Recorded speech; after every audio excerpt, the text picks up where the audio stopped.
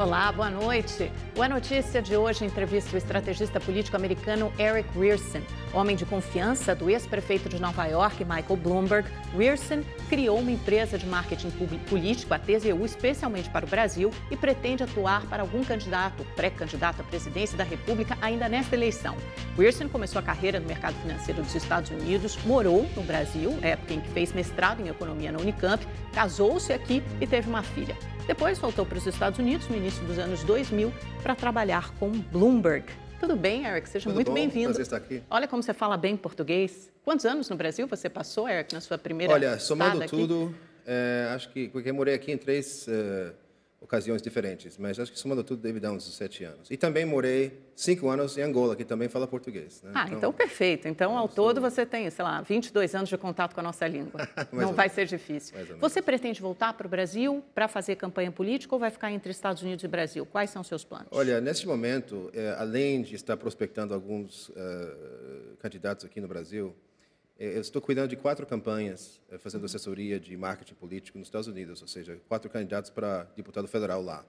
Então, obviamente, não posso ficar 100% do tempo aqui, apesar de que acredito que vou ficar mais ou menos na ponte aérea Estados Unidos-Brasil, né? Nossa, vai ser uma vida corrida, né? E a campanha eu já fiz isso antes, estou acostumado. Então. E a campanha aqui são 45 dias, então vai ser muito concentrada naquela reta final, né? Todo mundo aqui né? fala da campanha de 45 dias, mas na verdade a campanha já começou. Quer dizer, quem não está na jogada já não está na jogada. Então, quer dizer, para mim a pré-campanha e a campanha é quase a mesma coisa. As regras mudam. É uma questão de legislação, né? Sim. Quando o TSE não permite que comece antes, mas é o que você falou. Na prática já começou os pré-candidatos, aliás, tem dado muitas entrevistas, inclusive aqui no nosso programa. Sim, é verdade. Você, em que outros países a sua empresa de marketing político atua, Eric? Olha, amanhã estou indo para o Paraguai. A gente vai falar com o novo presidente eleito, o Benítez, que foi eleito uma questão de 3 semanas atrás. Nesse caso, ele já foi eleito e não pôde, pela Constituição paraguaia, não pôde ser reeleito. Mas a ideia lá é projetar o Paraguai no mundo fora, principalmente nos Estados Unidos. Ou seja, o Paraguai é um país que, não como o Brasil, que pouco americano sabe, muita gente acha que Paraguai e Uruguai é a mesma coisa. Então, a gente até vai fazer um projeto de colocar o Paraguai, principalmente perante os investidores americanos, as grandes empresas multinacionais, etc., e ajudar a projetar a imagem do Paraguai no exterior. Então, é um trabalho um pouquinho diferente, né? Não é só focado em um candidato, mas num país, é um outro tipo. Na verdade, é um trabalho que o futuro presidente do Brasil, quem for que seja, ou seja, vai ter que também fazer, porque a imagem do Brasil, o Brasil é muito conhecido, mas também a imagem é um pouco suja, né, agora, né? É verdade. Cada vez o marketing político é uma ferramenta mais contínua. Ele não é usado só durante a eleição, mas principalmente depois da eleição, ainda mais com esses meios digitais, a informação muito veloz, muito rápida. Eu acho que é um trabalho quase que permanente. Bom, a nossa empresa, a sua, TZU, ou seja, a ideia que a gente está querendo trazer para o Brasil é um pouco diferente do tradicional. Que a gente vai fazer marketing eleitoral e marketing político. Muita gente só faz marketing eleitoral, ou seja, faz eleger o cara, assim, ele chega lá como deputado, senador, governador, o que for, e depois abandona, some. deixa. Não, mas para mim, a parte mais importante da política acontece a partir do momento que ele toma posse. Porque normalmente tem aqueles primeiros meses de lua de mel e aí depois vão surgindo os problemas, a impopularidade. Então, a ideia é manter essa popularidade mais estável ao longo dos 4 anos de mandato, é isso? Essa é a ideia da nossa empresa. Vamos voltar um pouquinho atrás, só para as pessoas entenderem um pouco da sua história, da sua biografia, Eric. Você é economista de formação, fez mestrado aqui na Unicamp. Na verdade, eu sou diplomata. Diplomata de formação. Você é uma pessoa versátil. Muito. Eu me graduei da Universidade de Georgetown, em Washington, D.C., com formação em diplomacia, com foco na América Latina. E foi ali que comecei a estudar português. Eu já falava espanhol, mas aí lá você tem que se formar com 2 línguas. E aí eu decidi adotar o português. E, inclusive, quando eu estava em Washington, eu peguei um estágio na Embaixada do Brasil. Naquela época, o Rubens Recupero era o embaixador. E eu tenho uma coisa, vou te mostrar aqui, no meu dedo, que o cachorro da filha do Rubens Recupero me mordeu. Eu já tenho assim, uma cicatriz até hoje. Assim, ele já veio umas 2 vezes aqui. Da próxima vez, na terceira vez, eu vou lembrá-lo disso. Fala que, olha, o Eric está querendo recompensa pela cicatriz que ele tem até hoje. Então, eu trabalhei, como estagiário, né, na Embaixada do Brasil e também no Banco Mundial. E foi justamente aquela oportunidade do Banco Mundial que me trouxe a primeira vez para o Brasil. Fui para trabalhar no escritório do Banco Mundial em Recife, em Pernambuco. que era um escritório que ficava dentro do Sudene, né? E, então, eu passei três meses, mais ou menos, no Brasil. Então, foi a minha primeira experiência em 93 aqui no Brasil. E aí, você veio, estudou economia, mas até então não tinha esse envolvimento com política. Como é que você mudou? Como é que você se interessou por política, principalmente por marketing político, voltou para trabalhar com Bloomberg? Olha, eu vim para o Brasil, na verdade, depois de terminar meu mestrado na Unicamp, eu fui trabalhar em Wall Street. Trabalhei no banco JP Morgan, em Nova York. E comecei a trabalhar também com a América Latina. Aí eu recebi, um ano depois de começar, recebi uma proposta para voltar para o Brasil. E eu vim trabalhar no Banco Aberanho, que naquela época estava quase no momento de adquirir o Banco Real. E aí eu ajudei bastante com a aquisição, com a integração, etc. E eu acabei sendo mais ou menos a ponte entre os brasileiros e os holandeses, porque os holandeses falam inglês. Então, aí eu fiquei quase metade do tempo na Holanda.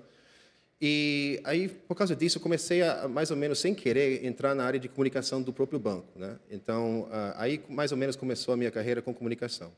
E foi poucos anos depois que eu tinha entrado numa empresa de startup aqui no Brasil, que não deu certo, porque foi justamente durante a primeira explosão da primeira bolha de internet. Aí eu acabei voltando para Nova York e eu consegui uma reunião com o Michael Bloomberg, que naquela época era um empresário, sou conhecido no mercado financeiro, mas, ou seja, estava contemplando uma entrada na política. Aí eu cheguei para ele, eu disse, eu sou do interior dos Estados Unidos. Eu disse para ele o seguinte, olha, eu sou de Minnesota, que bem tipo caipira assim dos Estados Unidos. Acabei de voltar do Brasil e nunca trabalhei com política. Eu gostaria de trabalhar com o senhor. Ele disse, olha, vai lá... Poxa, você se vendeu bem, hein? Sim, aí ele disse, olha, eu também sou neófito, então vai lá falar com o fulano de tal. Eu fui lá no meu escritório e eu era, acho que, a terceira pessoa contratada na campanha.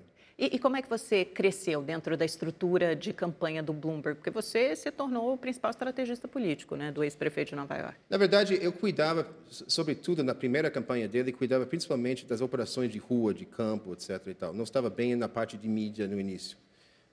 Foi depois de ele ter sido eleito que ele me chamou para cuidar de... A cidade de Nova York é diferente de muitas cidades do mundo, que a cidade é dona de várias televisões abertas, TV a cabo, rádios, FM, AM, digital, etc. E tal. Então, quer dizer, ele precisava de alguém para coordenar tudo isso, porque, como é na empresa dele, ele entendia... O produto principal da Bloomberg, como empresa, é o terminal. Que é aquela plataforma, né, de informação. Para quem trabalha no mercado usa muito. Exato. Mas tem a revista, televisão, tem rádio. Tudo isso, na verdade, não é para ganhar dinheiro. Se ganha dinheiro, está ótimo. Mas, na verdade, é para promover o produto principal. Que é a plataforma, né? Sim. E em Nova York, a ideia era usar todas essas ferramentas de mídia que a cidade tinha, que estavam sendo super mal utilizadas, para promover Nova York, que era muito importante porque a gente estava justamente poucos meses depois do 11 de setembro. Então, a gente precisava reconstruir a imagem de Nova York, mostrar que Nova York estava open for business de novo, que Nova York assim, era um bom lugar para investir, para expandir, para visitar nas suas férias, etc. Então, isso era mais ou menos o meu trabalho. Porque imagino que, enfim, foi uma época, né, de muita insegurança, de muita incerteza, e Nova York efetivamente passou a ser uma cidade com perigo, né, com uma sensação de perigo, e vocês tinham que reverter essa imagem. Tem muita gente que faz associação, até o próprio ex-prefeito João Dória, de São Paulo, gosta de se associar ao ex-prefeito de Nova York, Michael Bloomberg. Você vê semelhanças entre os dois? Olha, as cidades em si são muito parecidas. Eu morei muito tempo em São Paulo e também, obviamente, em Nova York. Eu vejo, são cidades grandes, complexas, ou seja, com diversos problemas que só se encontram nas cidades grandes, os grandes metrópoles. E também, de certa forma, são considerados a bandeira do país. Ou seja, Nova York, muitas vezes, é considerada a bandeira dos Estados Unidos, apesar de Washington ser o capital. E a mesma coisa com São Paulo. Brasília é capital, mas São Paulo é a economia mais forte, a cidade politicamente mais importante do país. É quase um país, né? Tem um orçamento, muitas vezes, equivalente ao orçamento de um PIB, ou orçamento de um país. Por exemplo, o orçamento de Nova York é quase 100 bilhões de dólares, ou seja, muito maior de vários outros estados e metade dos países no mundo, entendeu? Uhum. Então, apesar de ser uma ilha, 2 ou 3 ilhas e um pedacinho do continente, ou seja, é uma cidade muito, muito, muito importante. Vocês conseguiram fazer esse trabalho com Bloomberg? Ele deixou a prefeitura bem avaliado? Foi um trabalho permanente de marketing político, aí não eleitoral, um trabalho de marketing político durante esse tempo que ele ficou na prefeitura? Acredito que sim, porque, na verdade, ele foi reeleito não somente uma segunda vez, mas uma terceira vez. Inclusive, havia uma proibição de ter mais de 2 mandatos, mas a gente conseguiu, por causa da boa gestão dele, até reverter essa lei para possibilitar um terceiro mandato. Na verdade, eu não estava lá para aquele terceiro mandato, até estava envolvido na pré-campanha para aquele terceiro mandato, mas foi justamente naquela época que eu decidi, estava assim, um pouco desgastado com todo o trabalho que a gente fez ao longo de 8 anos e acabei recebendo uma proposta, até através de um grupo de brasileiros, para ir para Angola, para trabalhar em Angola e até trabalhar com um novo canal de televisão, o primeiro canal privado em Angola. Agora, você não respondeu a minha pergunta. Eu perguntei se havia semelhança entre João Dória e o Michael Bloomberg. Você falou das duas cidades, São Paulo e Nova York. O Dória deixou o comando da cidade 15 meses depois de assumir a prefeitura para se candidatar ao governo de São Paulo. Você acha que há semelhanças, que há mais diferenças do que semelhanças entre os dois? Eu não posso dizer, porque pessoalmente não conheço o João Dória. Agora, em termos de longe, eu posso ver que, obviamente, quem teve uma boa gestão de uma cidade, ou seja, sempre vai ter pernas para andar politicamente no futuro. No caso do Michael Bloomberg, ele nunca se interessou em se candidatar, por exemplo, para ser governador de Nova York. Ele sim se interessou e muito para ser presidente dos Estados Unidos, inclusive, até por um partido independente, né, de forma independente. Sem partido, na verdade. Sem partido. E ele é um dos poucos indivíduos nos Estados Unidos que tem a experiência política e que tem o dinheiro e a vontade de poder até lançar uma candidatura para presidente dos Estados Unidos sem partido, né? Porque ele pode gastar facilmente $1 bilhão, ou seja, sem piscar. Então, eu acredito que, no caso dele, era ou prefeito ou presidente. No caso do João Dória, está pensando, sabe, em se candidatar para ser governador.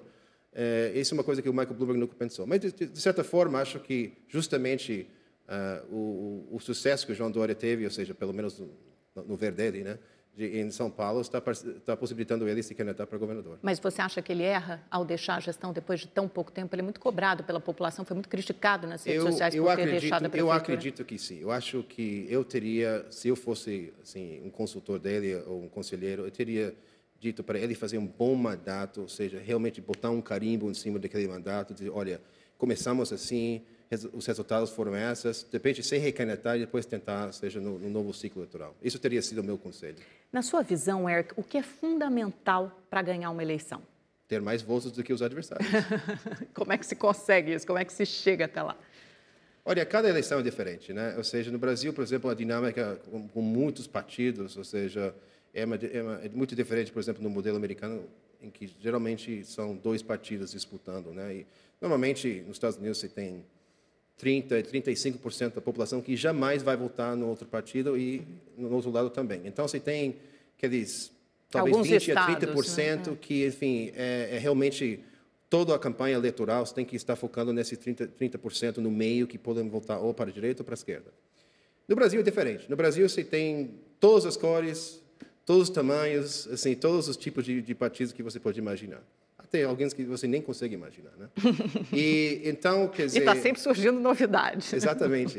Então, eu não sei como que a população... Eu tenho que tirar o chapéu para o eleitor brasileiro para até, assim, conseguir imaginar, ou seja, conseguir entender, ou seja, quantos partidos tem, até saber do PSL é diferente do PSOL. São uma letra diferente, mas uma baita diferença em termos de política, né? Mas isso não dificulta a sua vida? Porque você está acostumado justamente a um sistema bipartidário, né? Tem 2 partidos muito importantes, o republicano e o democrata nos Estados Unidos, e aqui é uma sopa de letrinhas, né? Muitas vezes são legendas e nem são partidos propriamente ditos. Não é muito diferente? Fora que nos Estados Unidos você tem toda aquela longa campanha de prévias, de primárias, aí depois você tem o colégio eleitoral, é um voto indireto, é diferente do voto direto na eleição brasileira.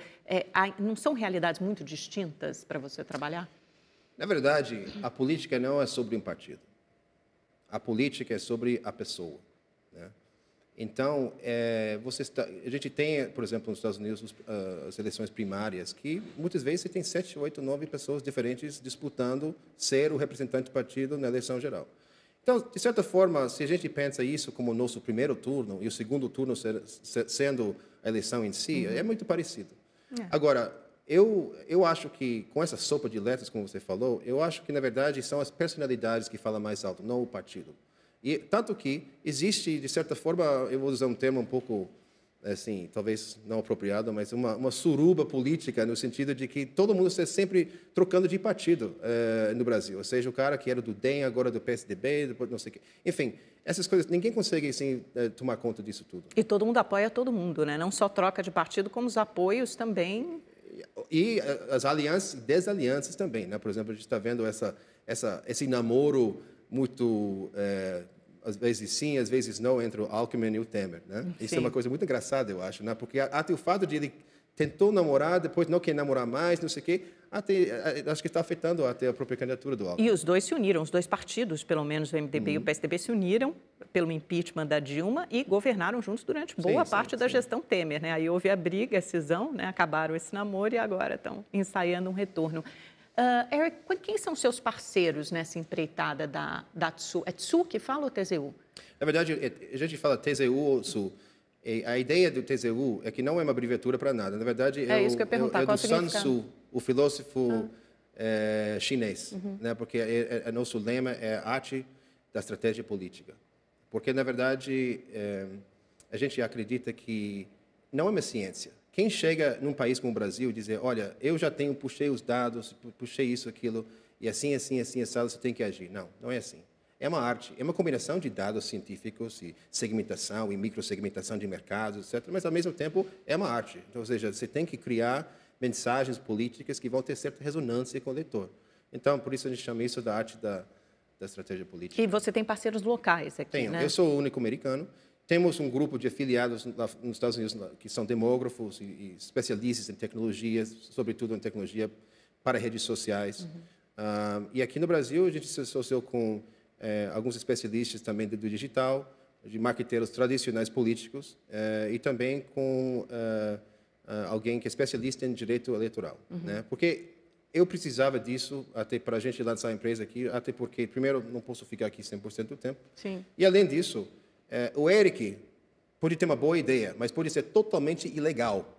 Né? Então, eu preciso ter, por exemplo, um bom advogado de direito eleitoral para dizer, olha, Eric, podemos pegar essa ideia, mas tem que ser assim, assado, para isso funcionar. Senão, todo mundo assim, vai ficar fora do campo. E por que o Brasil, Eric?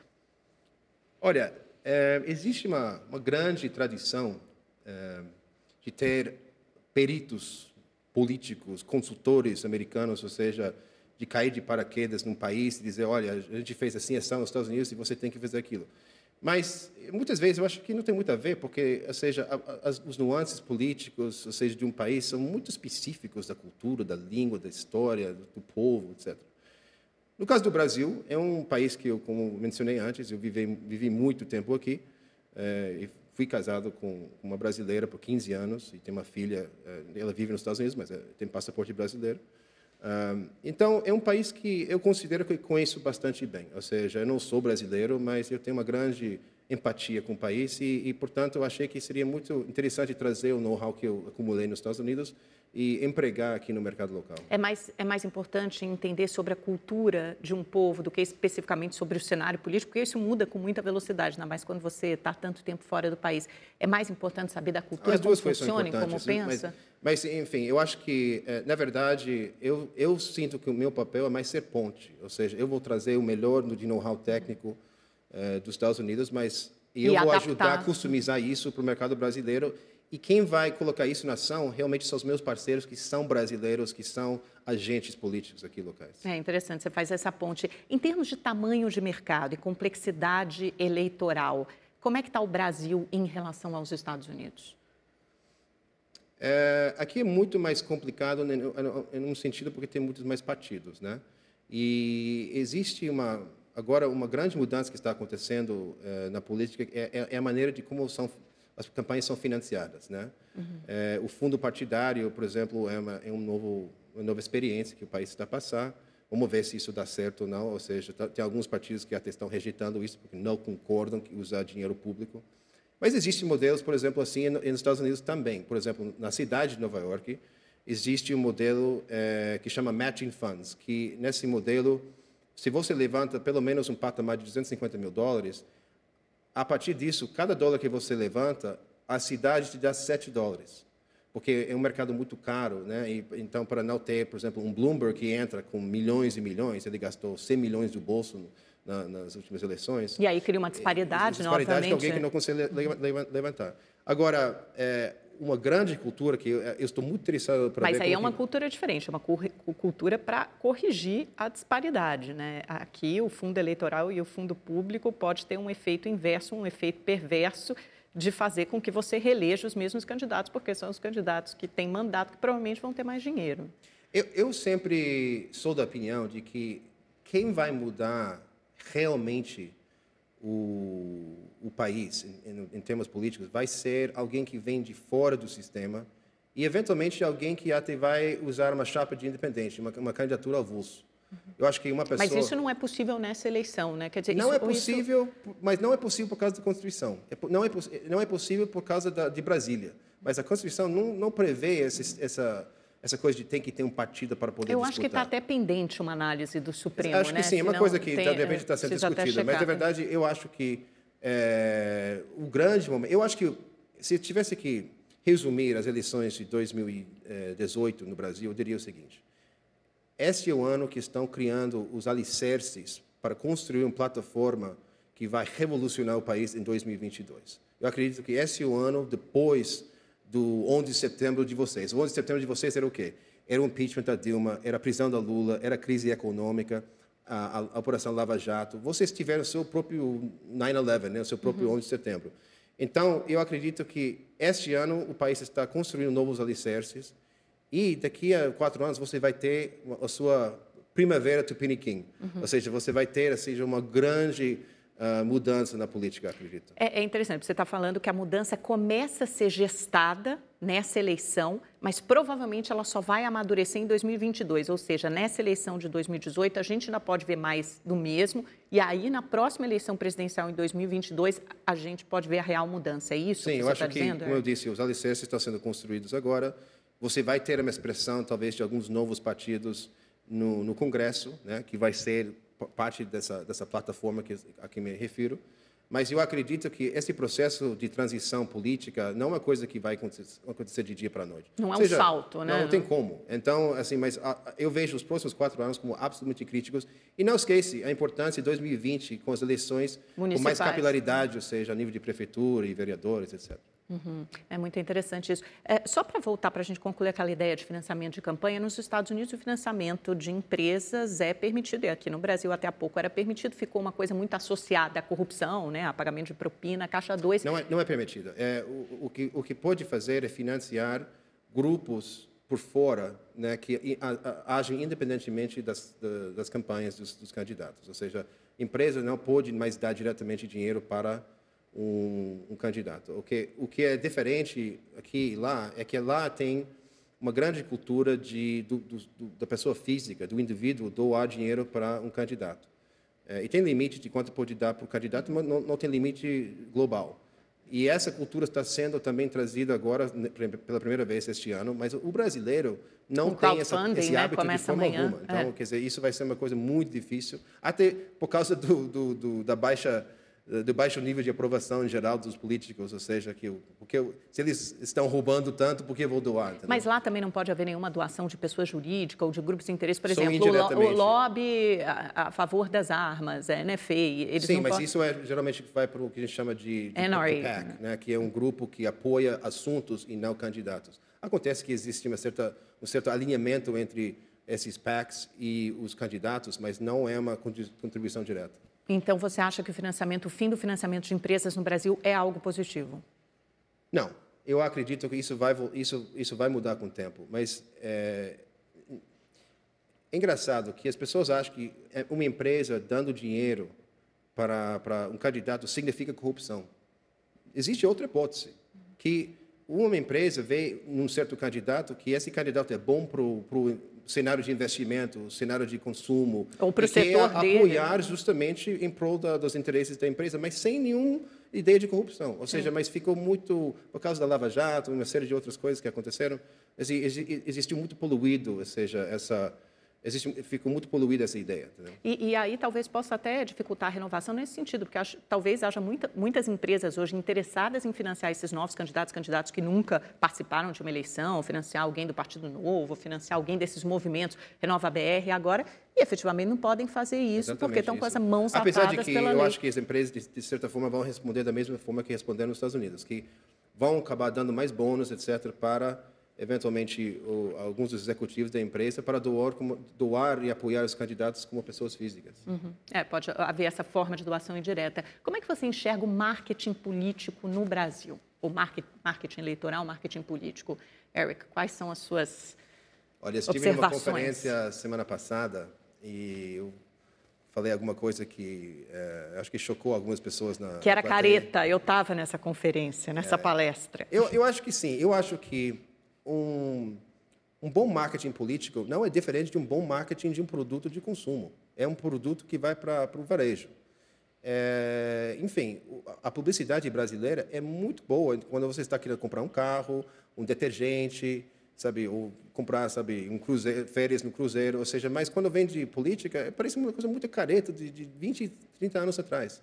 Eu acredito que isso tem que melhorar, tem que mudar. E eu acredito que isso, na verdade, é uma das coisas que eu espero poder trazer para o mercado brasileiro, criar uma nova modalidade de fazer publicidade eleitoral aqui. Mas dá um exemplo, seja mais específico. O que é careta, por exemplo? O que você vê e não Primeiro, gosta? é muito sério, né? O político brasileiro é muito engraçado. Eu não sei, é porque muitos deles viveram tantos anos de crise, inflação, etc. E eles acabam, assim, falando um certo economês. Eles pensam, muitos políticos brasileiros... Menos o Lula, né? Menos o Lula, mas por isso ele tem tanto sucesso. Exato. Porque muitos deles acham que o eleitor comum é formado em economia pela PUC do Rio, com mestrado pela Fundação Getúlio Vargas de São Paulo. Então, eles falam de alíquotas e isso, aquilo, não sei o quê. Isso, olha, imagina um cara que vive no interior de Minas Gerais.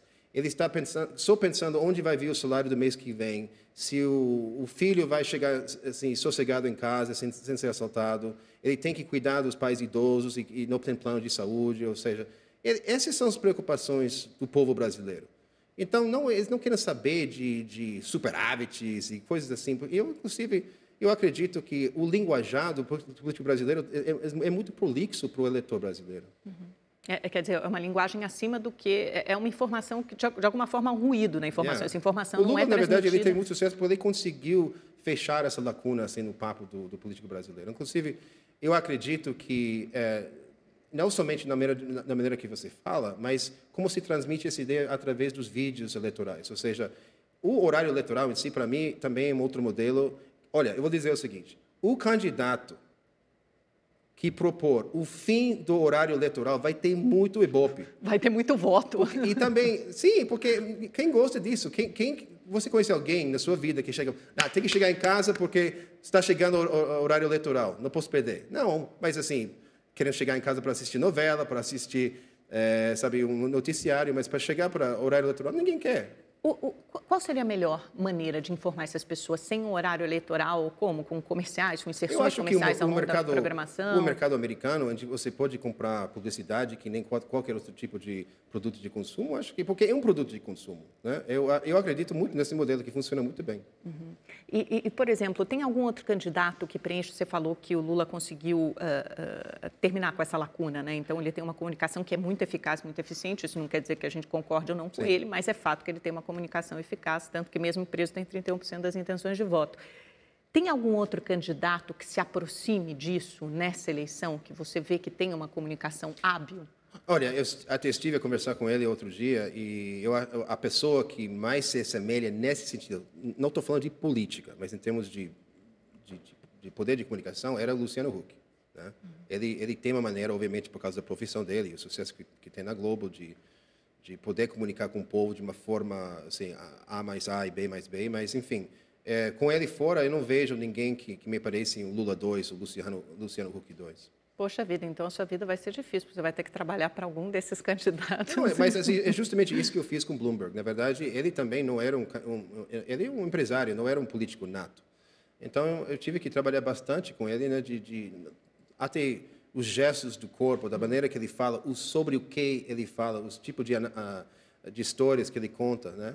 Tudo isso. Inclusive, ajudei ele a aprender espanhol para poder se comunicar melhor com os dominicanos. Com os eleitores hispanos, claro, como não.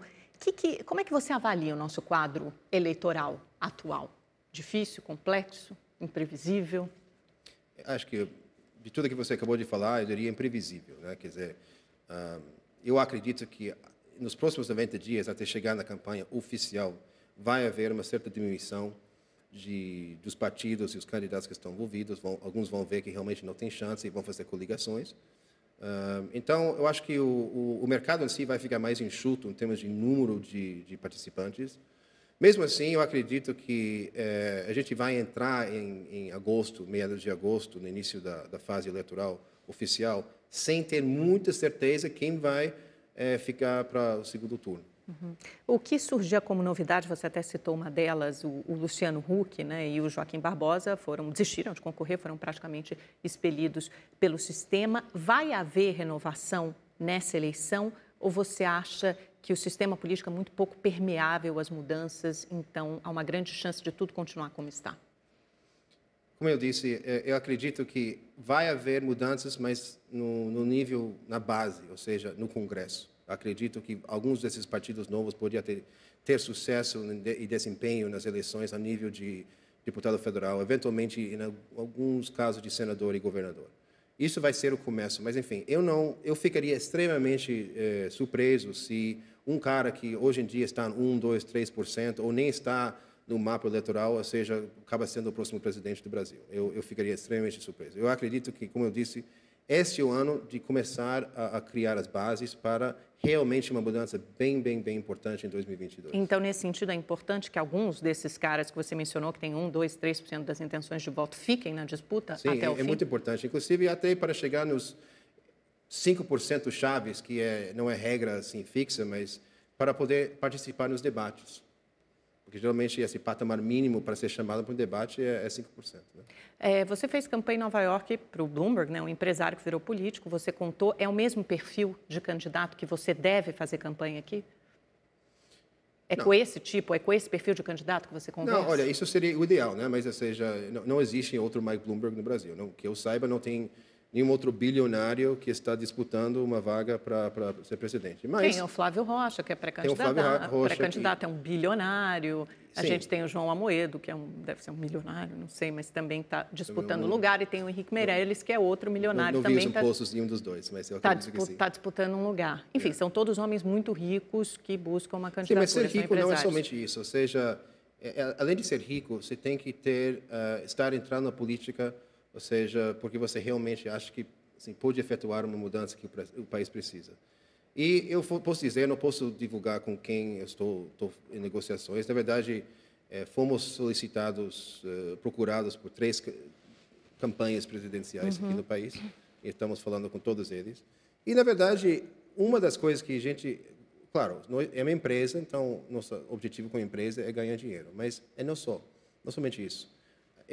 A gente quer trabalhar com um grupo onde a gente tem um certo alinhamento filosófico em termos do que eles pretendem fazer. Porque, para mim, não é uma transação, não é política eleitoral, é política para toda a vida, ou seja, depois política também na governação. Então, o que a gente quer é trabalhar com eles, ou seja, no longo prazo. Então, eu espero assim achar um parceiro nesse sentido que pode nos levar para 2022, porque é um projeto de 4 ou 5 anos. Algum desses candidatos com quem você conversa ou por quem você foi procurado tem chance de se eleger, na sua opinião?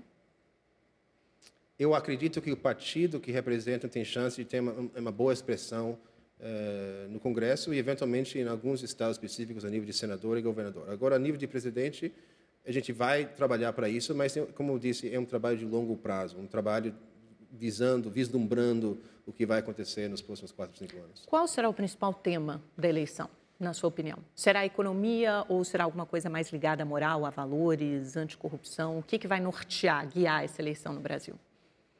Bom, a economia sempre é importante, mas a economia no sentido de varejo, ou seja, no sentido do consumidor. Ou seja, eu acredito que segurança, saúde e economia são principalmente os 3 pilastres dessa campanha.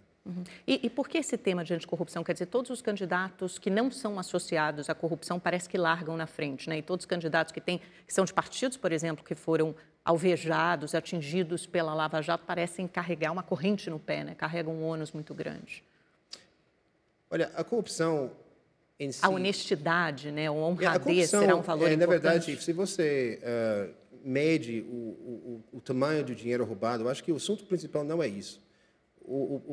Acho que o assunto, a ideia do eleitor brasileiro hoje em dia é que o político, geralmente falando, está lá para si mesmo e não para o povo que ele representa, seja os eleitores do Estado, no caso do presidente, ou seja, do país inteiro. Então, quer dizer, eu acredito que a corrupção é uma metáfora para quem você está lá em Brasília. Para si mesmo, para os seus aliados e familiares ou para nós, como eleitores? As pesquisas indicam, né, a pesquisa mais recente, Datafolha, mostra o Bolsonaro na frente com 17% dos votos, logo atrás vem a Marina com 15%, tinha o Joaquim com 10%, mas já saiu, já desistiu, pulou fora. Aí depois tem o Ciro Gomes, tem mais ou menos isso, 9, 10, o Geraldo Alckmin com 8 e todos os outros candidatos são menores, né? Tem o Álvaro Dias, tem alguma coisa, 4, 5, sei lá, e depois tem os menores, 1, 2%, Meirelles, Temer, João Amoedo, Flávio Rocha, etc. Você está esquecendo do candidato mais popular. O Lula. Não. Não, quem? É o nulo e branco. Nulo e branco, é verdade. Esse tem uns 26%. Está disparado, né? Ou seja... E aí, quem vai crescer, quem vai cair nesse quadro que eu acabei de pintar, de ilustrar da última pesquisa da Datafolha? Quem tem potencial para ganhar e quem pode perder ou quem atingiu o teto? Na medida que o Bolsonaro continue na frente, é óbvio que tanto os membros da esquerda, mas quanto partidos do centro vão começar a cutucar e dar cotoveladas, ou seja, e a mídia vai cair mais em cima, vai começar a investigar mais, e porque todo mundo fica com medo de que assim ele chega assim basicamente no segundo turno só por ser a única pessoa que ocupa esse espaço da direita.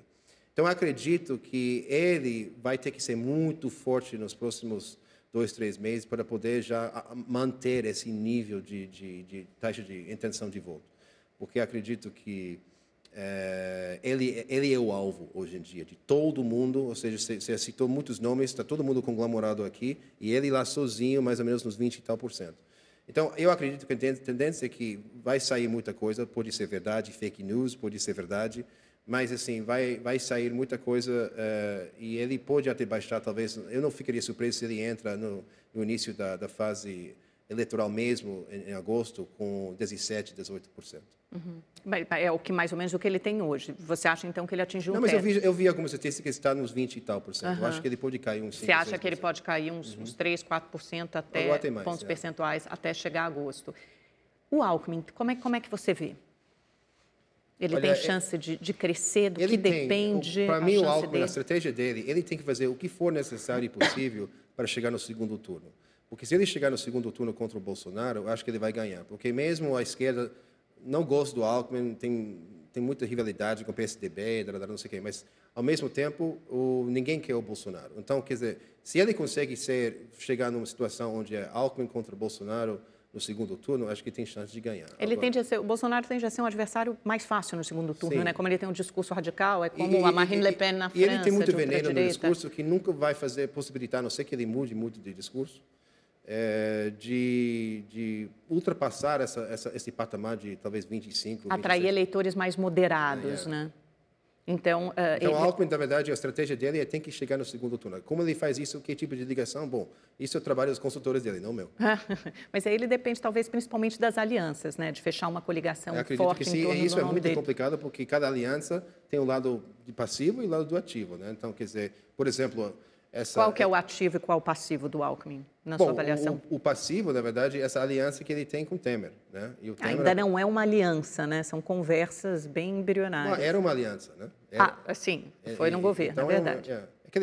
Aquele namoro de bairro, né?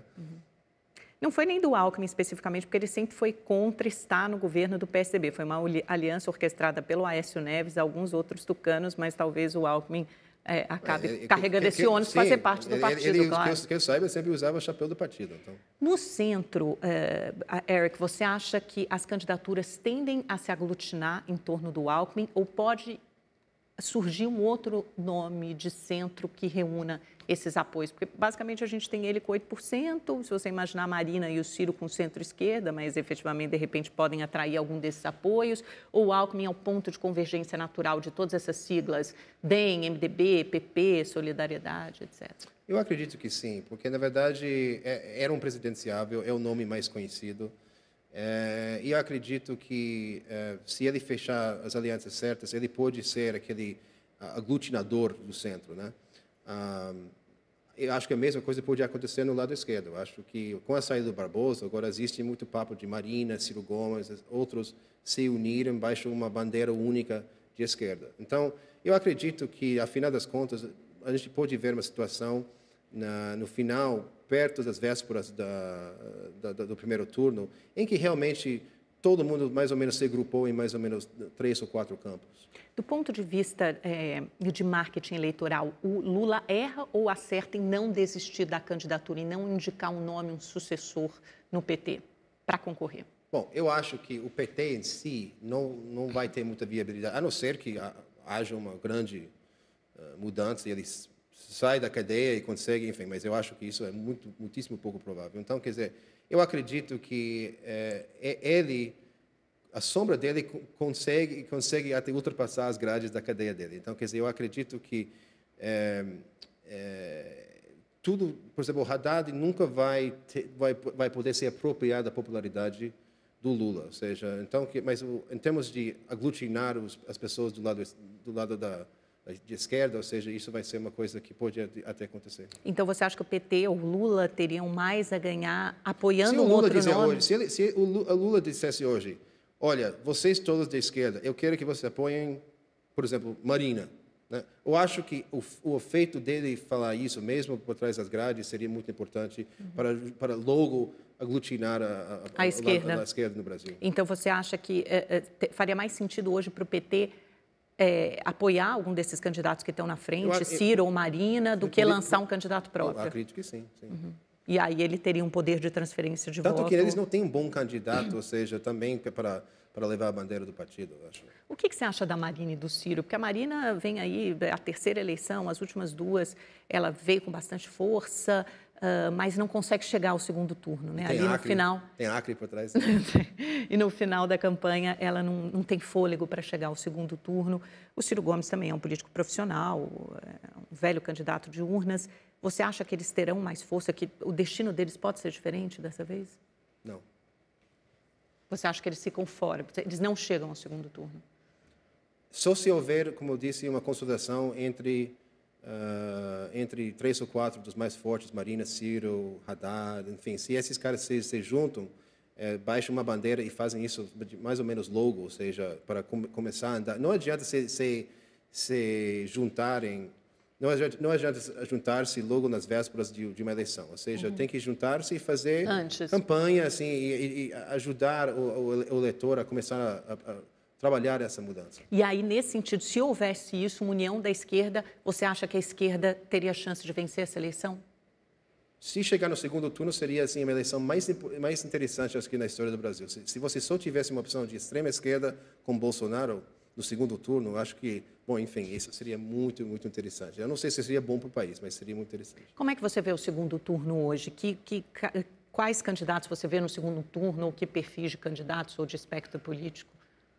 Como eu disse, eu acredito que é quase como fato que o Jair Bolsonaro vai conseguir chegar no segundo turno. Ou seja, existe uma série de hipóteses que fazem com que isso não aconteça, mas eu acredito que há uma faixa da população brasileira que está tão com o saco cheio assim da violência no país e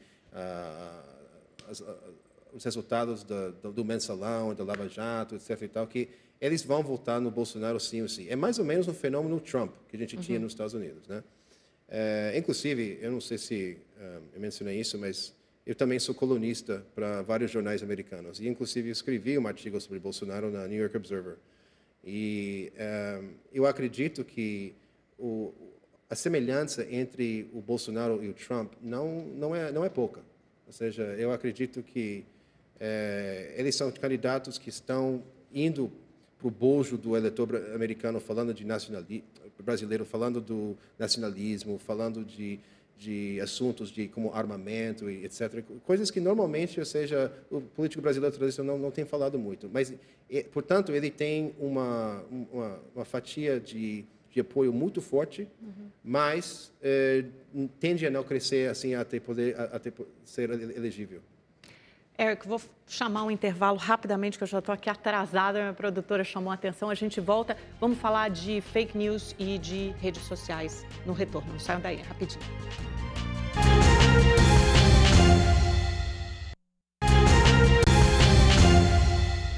Olá, a notícia está de volta com Eric Weirson, que é estrategista político americano e de malas prontas para o Brasil para ajudar algum pré-candidato a melhorar sua imagem, quem sabe até se eleger, né? Eric, vamos falar de rede social um pouquinho, porque a gente não falou, isso é muito importante. Qual será o impacto e a relevância das redes sociais, do universo digital nessa eleição? Acho que é muito importante, até porque tem muitos candidatos novos que não têm acesso ainda ao horário eleitoral. Então, quer dizer, a única maneira que eles têm como comunicar, ou seja, de uma forma mais ou menos massificada com a população brasileira, vai ser através da internet. Mas tem como a internet superar a importância do rádio e da TV no Brasil, ou a nossa realidade ainda é para rádio e televisão, principalmente? É óbvio que assim, a penetração de televisão no Brasil é quase 100%, rádio também.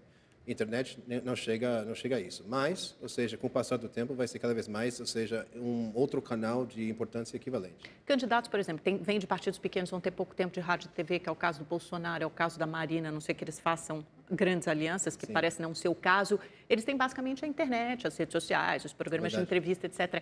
Isso será suficiente ou quando começar a campanha efetivamente dita, aqueles 45 dias, quem tem muito tempo de rádio e de TV vai largar na frente, vai aumentar os votos? Eu acho que tem duas fases. Ou seja, temos essa fase agora que chama pré-campanha e depois você entra na campanha em si. As regras são muito mais rígidas quando você entra nessa fase de campanha mesmo. Mas, ao longo dos próximos 90 dias, apesar de que você tem a Copa do Mundo no meio, você vai ter uma oportunidade de realmente criar bases de Facebook e audiências grandes que você pode usar para divulgar suas mensagens. Mas aí chega um ponto crítico, e até talvez a razão pela qual principal que estou aqui no Brasil, que, na verdade, essas mensagens políticas, ou seja, para realmente ser mensagens transformadoras na conversa política do país, tem que, de certa forma, ser mensagens que se tornam virais. Tem que ser espalhadas. Tem que extrapolar o universo daqueles seus seguidores, das pessoas que pensam como você, que têm a mesma ideologia. Senão você está falando para si mesmo, né? Bom, eu acho que tem três maneiras. E o Bolsonaro, ele já domina uma dessas maneiras. É falar coisas bombásticas. Se você fala coisas assim que talvez uma boa parte da população vai achar absurda, mas outra parte da população vai achar assim, sim, é assim mesmo, um cara que fala assim como tem que ser falado. Você vai estar no telejornal noturno, né? Provavelmente. Que é uma coisa bombástica que vai espalhar. A outra coisa é novidade. Fazer algo que ninguém ousou dizer antes ou falar de uma forma que ninguém ousou fazer antes. Isso também pode repercutir nas redes sociais. Ou usar uma tática que usamos muito, por exemplo, nos Estados Unidos, que é o humor. Ou seja, o brasileiro tem um bom senso de humor e por algum motivo que não entendo muito bem porquê, quando se trata de política, parece que o humor não entra. Mas eu acho que o primeiro político que usa o humor, não o humor por si só, mas o humor quando fazendo uma observação sobre o país, mas de uma forma engraçada, pode ser espalhado. E é isso que faz um candidato ter sucesso nas redes sociais? Por exemplo, por que o Bolsonaro faz tanto sucesso nas redes sociais? É por causa dessas mensagens fortes, bombásticas? Um candidato que tem mensagens mais radicais, ele tende a ter mais sucesso na rede? Isso faz parte da fórmula, mas além disso, ele tem consultores que até perceberam que, como ele vai ter pouca expressão na televisão e rádio, ele tem que postar fortemente nas redes sociais. Qual a rede social mais eficaz para as candidaturas? Facebook, Instagram, Twitter ou WhatsApp, né?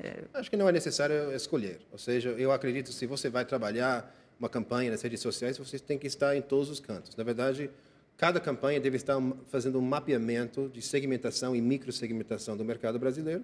E, obviamente, para certos mercados, por exemplo, os jovens eleitores de 18 anos a 23 anos, certas ferramentas tipo Instagram, Snapchat, etc., vão ser mais importantes do que Facebook, que tende a atingir uma audiência mais velha. Né? E hoje você vai ter aqueles posts impulsionados, né, pela primeira vez nessa eleição, ou seja, uma campanha, é uma forma até relativamente barata de fazer campanha, porque os posts são baratos, você pode impulsionar um post, então pode aparecer na sua linha do tempo de Facebook, Instagram, mesmo que você não siga aquele candidato ou não seja um eleitor natural. Essa será uma forma... Isso é uma tática que a gente usa muito nos Estados Unidos também, mas, de novo, muita gente se preocupa, isso eu já percebi assim, nos últimos dias que eu estou aqui no Brasil, muita gente se preocupa com o canal.